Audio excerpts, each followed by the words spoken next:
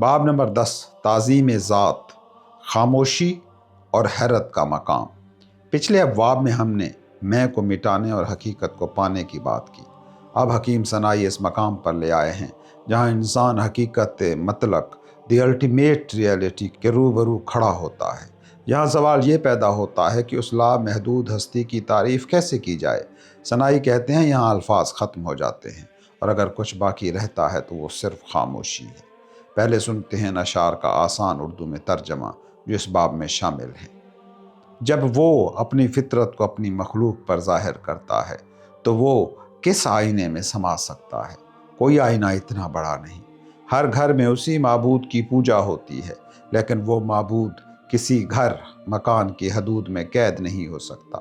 مٹی کا انسان کفر اور خدا کو انسانی شکل دینے کے وہم میں راستے سے بھٹک جاتا ہے۔ سچائی کے راستے پر تمہیں اپنی خواہشات کو ترک کرنا ہوگا۔ اٹھو اور اس پست حصی فطرت کو چھوڑ دو۔ جب تم اپنے مکان اور اپنی جان یعنی محدود وجود سے باہر آؤ گے، تب ہی تم خدا کے ذریعے خدا کو دیکھ سکو گے۔ یہ سست اور بھاری جسم اس کی عبادت کر کیسے سکتا ہے، یا یہ محدود جان اور روح اسے کیسے جان سکتی ہے؟ پتھروں کی کان میں یاقوت محض ایک پتھر ہے۔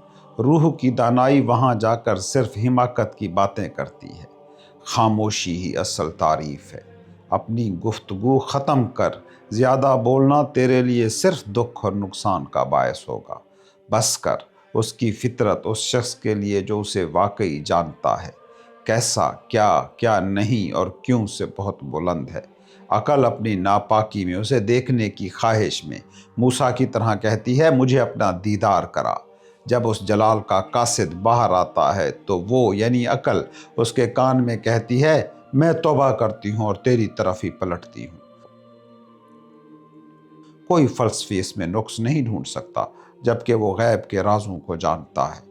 کاف اور نون تو محض حروف ہیں جو ہم لکھتے ہیں، لیکن کن ہو جا کی حقیقت کیا ہے؟ یہ تقدیر الہی کے کارندے کی تیزی ہے۔ اگر تم اپنی عقل سے اس کا اقرار نہیں کرتے تو یہ اچھا نہیں، لیکن اگر تم اپنے الفاظ میں اس کا اقرار کرتے ہو تو تم دراصل اپنا ہی اقرار کر رہے ہو، اس کا نہیں۔ جب مسافر اس کی طرف سفر کرتے ہیں تو وہ بے سود پکارتے ہیں دیکھو دیکھو۔ اگر تم چاہو تو امید رکھو، اگر چاہو تو ڈرو۔ اس کائنات کے دانا آل وائز نے کوئی چیز بیکار پیدا نہیں کی۔ اپنی گفتگو میں حماقت مت لاؤ، اس کے فیصلوں کو قبولیت کی نظر سے دیکھو۔ اب چلتے ہیں اشعار کی تشریح کی طرف۔ یہ باب انسانی فلسفے اور الہیات تھیولوجی کی سب سے بڑی غلط فہمی کو دور کرتا ہے۔ ثنائی ہمیں بتاتے ہیں کہ ہم جسے خدا کی تعریف کہتے ہیں، ڈیفینیشن آف گاڈ، وہ دراصل ہماری اپنی ہی تعریف ہوتی ہے۔ ہم خود کو ڈیفائن کر رہے ہوتے ہیں۔ یاد رکھنا آئینہ چھوٹا ہے۔ ثنائی سوال کرتے ہیں وہ کس آئینے میں سمائے؟ ہمارا ذہن، مائنڈ ایک آئینہ ہے اور الفاظ اس آئینے کا فریم ہیں۔ ہم کوشش کرتے ہیں کہ اس لامحدود سمندر کو اپنے ذہن کے چھوٹے سے پیالے میں بھر لیں۔ یہ ناممکن ہے۔ ہم جب بھی اس حتمی حقیقت کے بارے میں سوچتے ہیں ہم اسے چھوٹا کر دیتے ہیں۔ روحانیت کیا ہے؟ روحانیت یہ ہے کہ انسان یہ مان لے کہ میرا ہارڈ ویئر یعنی یہ دماغ اس سافٹ ویئر حقیقت مطلق کو چلانے کے قابل ہی نہیں ہے۔ خاموشی سب سے بڑی عبادت۔ خاموشی ہی اصل تعریف ہے، اصل ڈیفینیشن۔ بس کر، جب آپ کسی بہت خوبصورت منظر مثلاً ہمالیہ کی چوٹیوں یا سمندر کے سکوت کو دیکھتے ہیں تو آپ کیا کہتے ہیں؟ آپ چپ ہو جاتے ہیں، کیونکہ کوئی بھی لفظ اس خوبصورتی کا احاطہ نہیں کر سکتا۔ اگر آپ بولیں گے تو آپ اس منظر کی توہین کریں گے۔ ثنائی کہتے ہیں کہ اس ہستی کے سامنے تمہاری بہترین تقریریں اور فلسفیانہ دلیلیں صرف بڑبڑاہٹ ہیں۔ وہاں زبان نہیں، حال بولتا ہے۔ اصل عبادت وہ گہرا سکوت ہے جب انسان حیرت میں ڈوب جاتا ہے۔ اگلا نقطہ، اندھے کا ماں کو پہچاننا، the blind man and his mother. ثنائی نے ایک جگہ بہت پیاری مثال دی ہے جو اسی سیاق و سباق میں ہے۔ اس کی ذات کے بارے میں کوئی بھی بیان ایسے ہی ہے جیسے ایک پیدائشی اندھا اپنی ماں کے بارے میں بات کرے۔ اندھا جانتا ہے کہ اس کی ماں ہے، وہ اس کی موجودگی، پریزنس، اس کی ممتا، اس کی خوشبو کو محسوس کرتا ہے، لیکن اگر آپ اس سے پوچھیں کہ تیری ماں کیسی لگتی ہے تو وہ بیان نہیں کر سکتا۔ کیونکہ اس کے پاس بصارت، امیج کے لیے الفاظ ہی نہیں ہے۔ ہم سب اس کائنات میں اس اندھے کی طرح ہیں۔ ہم اس لائف سورس کو محسوس کرتے ہیں، لیکن ہم یہ نہیں بتا سکتے کہ وہ کیسا ہے۔ اگلا پوائنٹ، تم اپنی پروجیکشن کرتے ہو۔ یہ اس باب کا سب سے طاقتور نفسیاتی نکتہ ہے۔ اگر تم اس کا اقرار کرتے ہو تو اپنا ہی اقرار کرتے ہو، اس کا نہیں۔ جب ایک غصے والا انسان خدا کا تصور کرتا ہے تو وہ اسے قہار اور جبار دیکھتا ہے۔ جب ایک محبت کرنے والا انسان اسے دیکھتا ہے تو وہ اسے ودود، لونگ دیکھتا ہے۔ ہم دراصل خدا کو دیکھ ہی نہیں رہے ہوتے، ہم خدا کے بہانے اپنے آپ کو پروجیکٹ کر رہے ہوتے ہیں۔ سنائی کہتے ہیں کہ تمہارے الفاظ تمہاری اپنی نفسیات کا آئینہ ہیں، خدا کی حقیقت کا نہیں، اس لیے اپنی تعریف پر مغرور مت ہو، یہ صرف تمہارے ذہن کی تخلیق ہے۔ اگلا نقطہ، قبولیت۔ آخر میں سنائی کہتے ہیں جب عقل فیل ہو جائے اور الفاظ ختم ہو جائیں تو کیا کریں؟ اس کے فیصلوں کو قبولیت کی نظر سے دیکھو، چونکہ وہ آل وائز ہے، کل دانائی ہے، اس نے کچھ بھی بیکار پیدا نہیں کیا۔ اس لیے دانش مندی اسی میں ہے کہ جو ہو رہا ہے اس کے بہاؤ، فلو کے ساتھ بہہ جاؤ۔ کیوں اور کیسے کے سوالات چھوڑ دو، کیونکہ یہ سوالات محدود عقل کے پیدا کردہ ہیں۔ سکون سرنڈر میں ہے، بحث میں نہیں۔ اس باب کا خلاصہ، یہ باب ہمیں خاموشی کا سلیقہ سکھاتا ہے۔ وہ ہستی اتنی بڑی ہے کہ الفاظ اسے چھوٹا کر دیتے ہیں، اس لیے بہترین طریقہ یہ ہے کہ حیرت میں ڈوب جاؤ، بحث چھوڑ دو اور اس کائناتی ذہانت، یونیورسل انٹیلیجنس پر بھروسہ کرو جو یہ پورا نظام چلا رہی ہے۔ تم اسے بیان نہیں کر سکتے، تم صرف اس میں گم ہو سکتے ہو۔ چیپٹر نمبر 11، جہد مسلسل اور وحدت کا رنگ، اسٹرائیونگ اینڈ دی جار آف یونٹی۔ پچھلے باب میں ہم نے خاموشی اور حیرت کو سمجھا۔ اب حکیم سنائی ہمیں عمل، ایکشن کی دنیا میں واپس لاتے ہیں۔ وہ کہتے ہیں کہ صرف باتیں کرنا کافی نہیں، راستہ طے کرنے کے لیے کمر کسنا ضروری ہے۔ وہ سستی اور کاہلی کو روحانیت کا سب سے بڑا دشمن قرار دیتے ہیں، اور پھر اس مقام کا ذکر کرتے ہیں جہاں پہنچ کر کائنات کے تمام رنگ ایک ہو جاتے ہیں۔ پہلے سنتے ہیں اس باب میں شامل اشعار۔ جب تم اپنی ذات، ایگو سے گزر کر عدم، نتھنگنس کی طرف بڑھو تو اپنی روح کی کمر کس لو اور راستے پر نکل پڑو۔ جب تم کمر کس کر کھڑے ہو جاتے ہو تو سمجھو تم نے اپنی روح کے سر پر تاج رکھ لیا ہے۔ آگے بڑھنے کا تاج اپنی روح کے سر پر سجاؤ۔ پیچھے ہٹنے والا پاؤں صرف کیچڑ کا ساتھی ہوتا ہے۔ اگرچہ لاپرواہ اور غفلت میں پڑے لوگ اس عمل پر ہنسیں گے، لیکن دانا شخص اس کے سوا کوئی دوسرا راستہ نہیں چنتا۔ جو شخص اپنا چہرہ حقیقت ازلی، گاڈ کی طرف نہیں کرتا، اس کے تمام علم اور مال و دولت کو تم صرف ایک بت سمجھو۔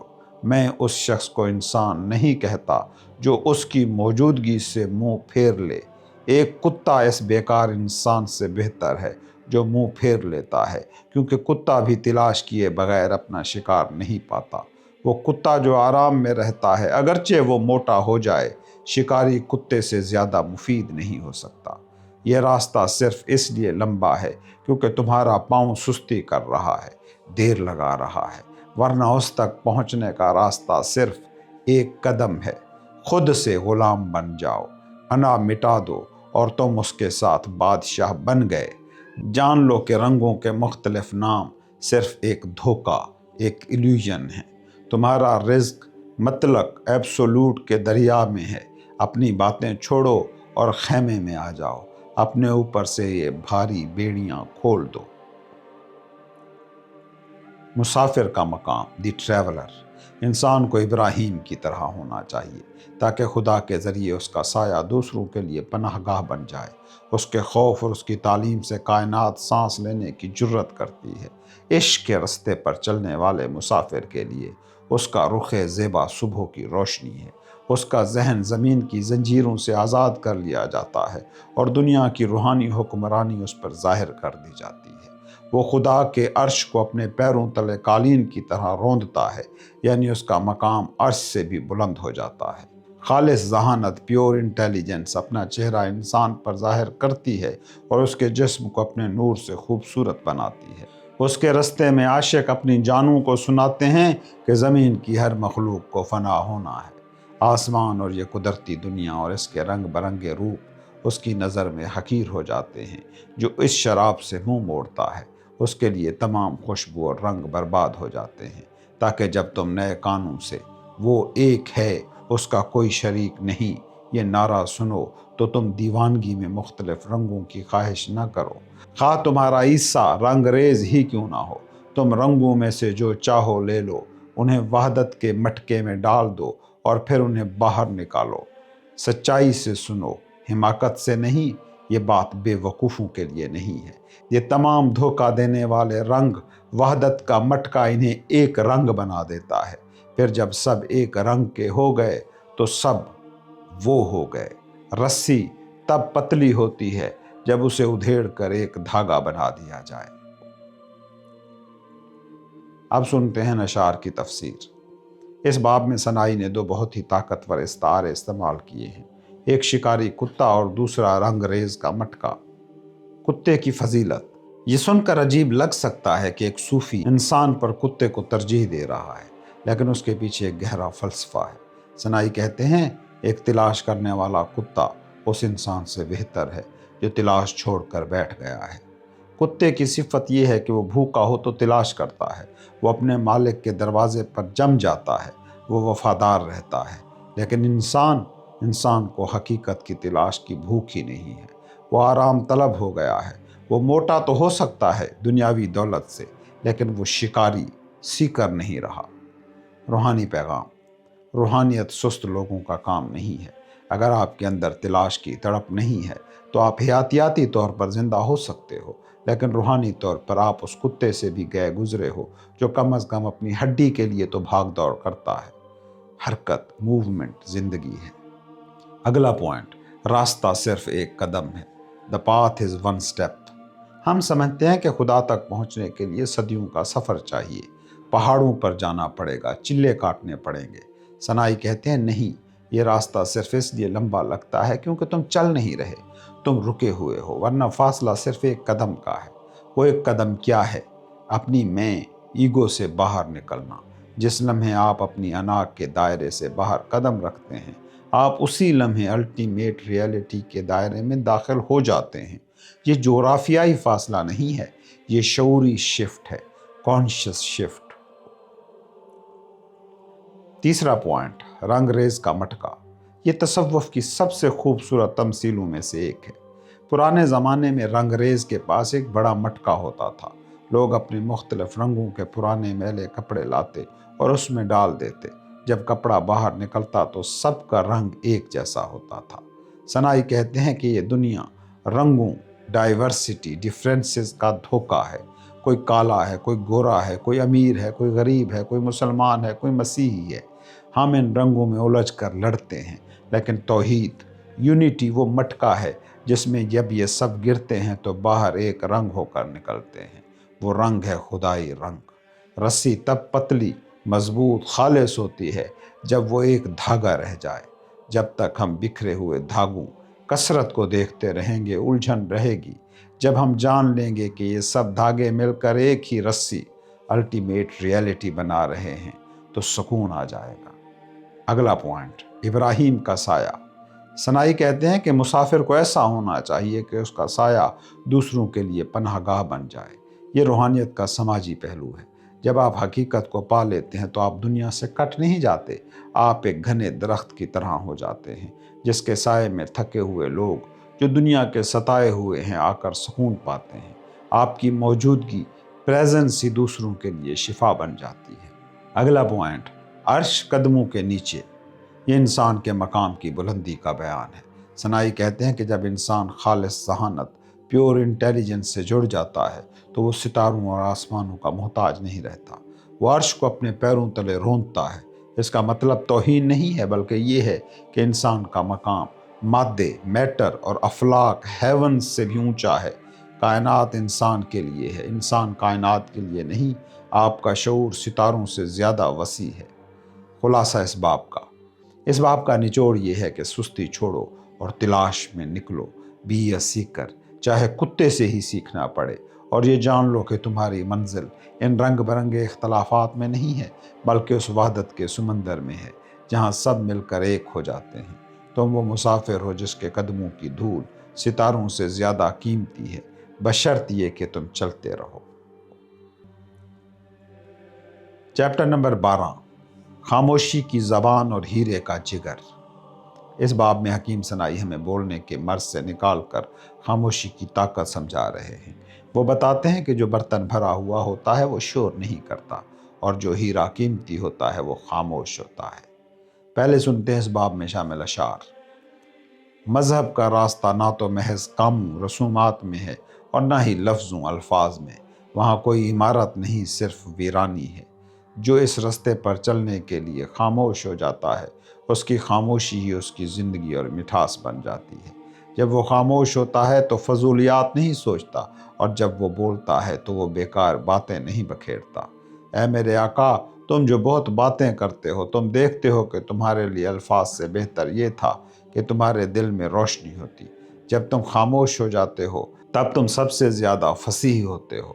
غور کرو، تخلیق کا لفظ کن 2 حروف پر مشتمل ہے، اور دونوں بے آواز وائس لیس ہیں۔ لفظ ہو بھی 2 حروف ہیں اور دونوں خاموش ہیں۔ کتا بھی موجود ہے اور پتھر بھی، حمام کا چولہا بھی اور غلام بھی، لیکن تم ان سب سے برتر ہو۔ تم ایک ڈبیا میں بند جوہر موتی کی طرح ہو۔ بادشاہ اپنی چاندی کو روز مرہ کی ضروریات کے لیے استعمال کرتا ہے، لیکن اپنے یاقوت، اپنے روبی کو خزانے میں چھپا کر رکھتا ہے۔ چاندی اپنی بدقسمت فطرت میں کم تر ہے، لیکن یاقوت اس لیے خوش ہے کیونکہ وہ اپنے اندر خون عشق سے بھرا ہوا ہے۔ خدا کا متلاشی، اس کی جان اور دل چھپے ہوئے ہیں، لیکن اس کی زبان سچائی میں پکار رہی ہے، میں ہی حق ہوں، انا الحق۔ اب سنتے ہیں ان اشعار کی تشریح۔ سنائی یہاں ہمیں الفاظ کے اسراف سے روک رہے ہیں۔ وہ ایک بہت گہری نفسیاتی بات کرتے ہیں۔ انسان تب ہی زیادہ بولتا ہے جب وہ اندر سے خالی ہوتا ہے۔ پہلا نقطہ، خاموشی ویرانی نہیں آبادی ہے۔ ہم سمجھتے ہیں کہ خاموشی کا مطلب خلا، ایمٹی سپیس ہے، لیکن سنائی کہتے ہیں کہ خاموشی بھرپور، فل ہونے کا نام ہے۔ جب تم خاموش ہوتے ہو تم سب سے زیادہ فصیح ہوتے ہو۔ کائنات کی سب سے بڑی طاقتیں خاموش ہیں۔ کشش ثقل خاموش ہے، سورج کی دھوپ خاموش ہے، درختوں کا اگنا خاموش ہے۔ شور صرف سطح پر ہوتا ہے۔ جب انسان اپنے اندر اترتا ہے تو وہاں الفاظ نہیں ہوتے، صرف شعور، کانشسنس ہوتا ہے۔ سنائی کہتے ہیں کہ خدا کا نام ہو اور تخلیق کا کلمہ کن، غور سے دیکھو تو یہ سانس کی آوازیں ہیں، ان میں زبان کا شور نہیں ہے۔ زندگی سانس میں ہے، تقریر میں نہیں۔ دوسرا نقطہ، چاندی اور یاقوت روبی کا فرق۔ یہ ایک کمال کا استعارہ ہے۔ چاندی، سلور، یہ سستی ہے، ہاتھوں ہاتھ بکتی ہے، روزمرہ استعمال ہوتی ہے۔ یہ ان لوگوں کی مثال ہے جو ہر وقت بولتے ہیں، بحث کرتے ہیں، اپنی موجودگی کا احساس دلاتے ہیں۔ یاقوت، روبی، یہ قیمتی ہے، بادشاہ اسے خزانے کے اندھیرے میں چھپا کر رکھتا ہے۔ یہ خاموش ہے، لیکن سنائی کہتے ہیں کہ یہ اندر سے خون سے بھرا ہوا ہے۔ روحانیت کا سبق یہ ہے کہ اپنے جذبات، اپنے عشق اور اپنے عرفان کو یاقوت کی طرح بناؤ، باہر سے سخت اور خاموش، لیکن اندر سے زندگی کی حرارت اور قربانی کے رنگ سے لبالب بھرا ہوا۔ جو اندر سے بھرا ہوتا ہے اسے باہر شور مچانے کی ضرورت نہیں ہوتی۔ تیسرا نقطہ، انا الحق کی گہرائی۔ آخر میں سنائی کہتے ہیں سچا متلاشی بظاہر خاموش ہوتا ہے، لیکن اس کا پورا وجود چیخ رہا ہوتا ہے، انا الحق۔ یہ تکبر نہیں ہے۔ جب میں، ایگو مکمل طور پر مٹ جاتی ہے تو پیچھے کیا بچتا ہے؟ صرف وہی، دا الٹیمیٹ ریئلٹی۔ جب بلبلا پھٹتا ہے تو وہ سمندر بن جاتا ہے۔ یہ خاموشی کی معراج ہے کہ انسان کی اپنی آواز ختم ہو جائے اور صرف کائنات کی آواز باقی رہ جائے۔